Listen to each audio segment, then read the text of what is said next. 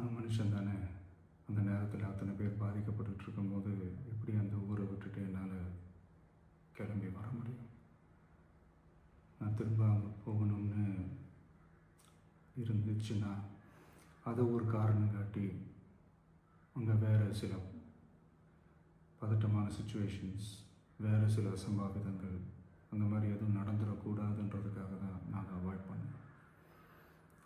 இந்த நேரத்தில் சொந்தங்களை இழந்து தவிக்கிற அத்தனை குடும்பங்களுக்கும் என்னுடைய ஆழ்ந்த இரங்கலை தெரிவிச்சுக்கிறேன். எனக்கு தெரியும், என்ன சொன்னாலும் இது ஈடேயாகாதுன்னு எனக்கு தெரியும்.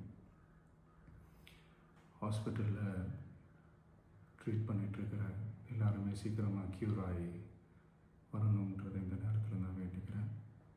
கூடிய சீக்கிரமே உங்கள் எல்லாரையும் நான் சந்திக்கிறேன்.